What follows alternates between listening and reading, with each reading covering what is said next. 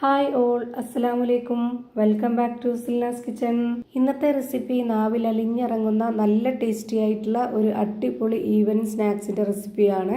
കുട്ടികൾക്കൊക്കെ ഇഷ്ടാവുന്ന നല്ല ടേസ്റ്റി ആയിട്ടുള്ള ഒരു സ്വീറ്റ് ആണിത്. പെട്ടെന്ന് തയ്യാറാക്കി എടുക്കാൻ പറ്റുന്ന നല്ല പഞ്ഞു പോലുള്ള സോഫ്റ്റ് ആയിട്ടുള്ള ഒരു അടിപൊളി സ്വീറ്റ് ആണ്.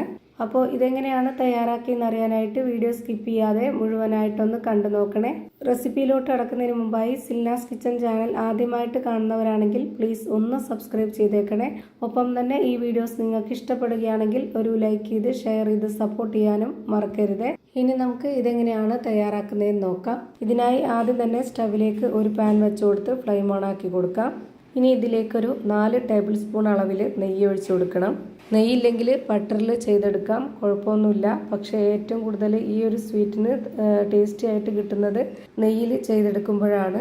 ഇപ്പോൾ ഞാനിതിൽ 4 ടേബിൾ സ്പൂണോളം നെയ്യ് ഒഴിച്ചു കൊടുത്തിട്ടുണ്ട്. ഇനി ഇത് നല്ലപോലെ ഒന്ന് ചൂടായിട്ട് വരുന്ന സമയത്തിലേക്ക് 250 ml കപ്പിൻ്റെ അളവിൽ 1 കപ്പ് നിറയെ ഗോതമ്പ് പൊടി ഇട്ട് കൊടുക്കാം. ഈ ഒരു നെയ്യിലിട്ടിട്ട് ഗോതമ്പ് പൊടി നന്നായിട്ടൊന്ന് ചൂടാക്കി എടുക്കണം. ലോ ഫ്ലെയിമിലിട്ടിട്ട് കൈവിടാതെ നന്നായിട്ട് ഇളക്കി കൊടുത്തുകൊണ്ടിരിക്കുക. ഒരു മിനിറ്റ് സമയം വരെയൊക്കെ നമ്മൾ ഇതുപോലെ ഇളക്കി കൊടുത്തുകൊണ്ടിരിക്കണം. ഈ ഒരു അളവിലാണ് ഈ ഒരു സ്നാക്സ് തയ്യാറാക്കുന്നതെങ്കിൽ ഇതുപോലെ ഇത്രയും നെയ്യ് തന്നെ ഒഴിച്ചു കൊടുത്തിട്ട് ഗോതമ്പ് പൊടി ഇട്ട് കൊടുക്കുക. ഇത്രയും ഗോതമ്പ് പൊടിയിൽ ഈ ഒരു സ്വീറ്റ് തയ്യാറാക്കുന്നതിന് ഇത്രയും നെയ്യ് കറക്റ്റാണ്. നെയ്യുമായിട്ട് ഈ ഒരു ഗോതമ്പ് പൊടി കട്ടകട്ടയായിട്ട് ഇരിപ്പുണ്ട്. അത് നമ്മൾ ഇതുപോലെ സ്പാച്ച് കൊണ്ട് ഉടച്ചുടച്ച് കൊടുക്കുക.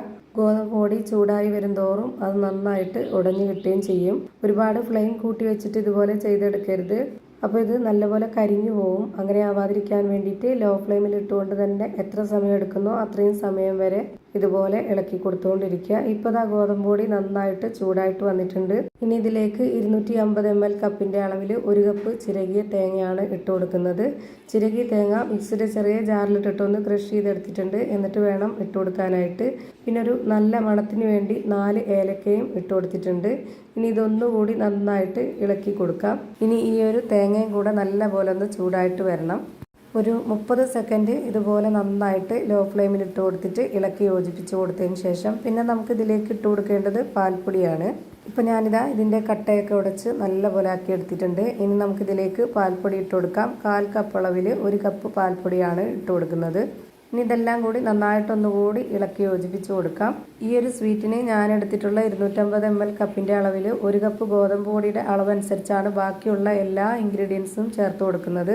നിങ്ങൾ അതിൽ കൂട്ടിയും കുറച്ചുമാണ് ഗോതമ്പ് പൊടി എടുക്കുന്നതെങ്കിൽ അപ്പോൾ അതിനനുസരിച്ച് ബാക്കിയുള്ള ഇൻഗ്രീഡിയൻസിൻ്റെ അളവും ആ ഒരു കണക്കനുസരിച്ച് കൂട്ടിയും കുറച്ചൊക്കെ ചേർത്ത് കൊടുക്കണം. ഇനി ഇതിലേക്ക് 200 ഗ്രാം ശർക്കര 250 ml കപ്പിൻ്റെ അളവിൽ വെള്ളം വെച്ചിട്ട് ഉരുക്കിയെടുത്തിട്ടുള്ളതാണ്. അത് മുഴുവനായിട്ടും ഇതിലേക്ക് ഒഴിച്ചു കൊടുക്കുന്നുണ്ട്. എന്നിട്ട് ഇത് നല്ല പോലെ ഇളക്കി കൊടുത്തതിന് ശേഷം നമുക്ക് കുറച്ചുകൂടി നെയ്യ് ഒഴിച്ചു കൊടുക്കാനുണ്ട്. ഈ ഒരു പാനിൽ നിന്ന് വിട്ടുവരുന്ന ഈ ഒരു സമയമാകുമ്പോഴാണ് നമ്മൾ ഇതിലേക്ക് നെയ്യ് ഒഴിച്ചു കൊടുക്കുന്നത്. ഒരു 2 സ്പൂണോളം വരുന്ന നെയ്യ് ഒഴിച്ചു കൊടുക്കാം.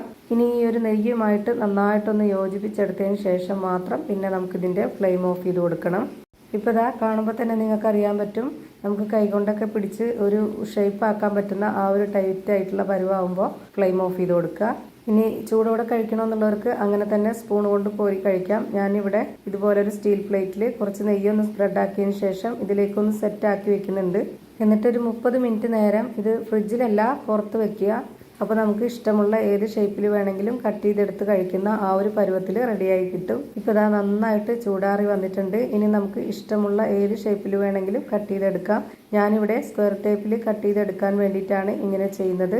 ഇതുപോലെയല്ല നമുക്ക് കയ്യിൽ ബോൾസ് ആക്കി എടുക്കണമെന്നുണ്ടെങ്കിൽ അതുപോലെയും എടുക്കാം. നല്ല സോഫ്റ്റ് ആയിട്ടാണ് ഇതിരിക്കുന്നത്. ഇപ്പോൾ ഞാനിവിടെ ഇതുപോലുള്ള ചെറിയ ചെറിയ പീസുകളായിട്ട് കട്ട് ചെയ്തെടുക്കുന്നുണ്ട്. ഇപ്പോൾ കാണാൻ നല്ല ഭംഗിയും കഴിക്കാൻ നല്ല ടേസ്റ്റി ആയിട്ടുള്ള ഒരു അടിപൊളി വെറൈറ്റി സ്വീറ്റാണ് തയ്യാറായി കിട്ടിയിട്ടുള്ളത്. അപ്പോൾ ഇവിടെ ഗോതമ്പും തേങ്ങയും വെച്ചിട്ട് നല്ല ടേസ്റ്റി ആയിട്ടുള്ള ഒരു അടിപൊളി സ്വീറ്റ് തയ്യാറായി കഴിഞ്ഞു. ഇത്രയേ ഉള്ളൂ ഇന്നത്തെ വീഡിയോ ഇഷ്ടമായാൽ ലൈക്ക് ചെയ്യാനും കമൻറ്റ് ചെയ്യാനും ഷെയർ ചെയ്യാനും മറക്കരുത്. അതുപോലെ തന്നെ ഞാനിടുന്ന പുതിയ വീഡിയോസ് നോട്ടിഫിക്കേഷനായിട്ട് കിട്ടുന്നതിന് വേണ്ടി സബ്സ്ക്രൈബ് ചെയ്ത് ബെല്ലൈക്കൺ അമർത്തി അതിൽ ഓൾ എന്ന ഓപ്ഷൻ എനേബിൾ ചെയ്ത് കൊടുക്കാനും മറക്കരുത്. പുതിയൊരു വീഡിയോയുമായി വീണ്ടും വരും. Thank you for watching.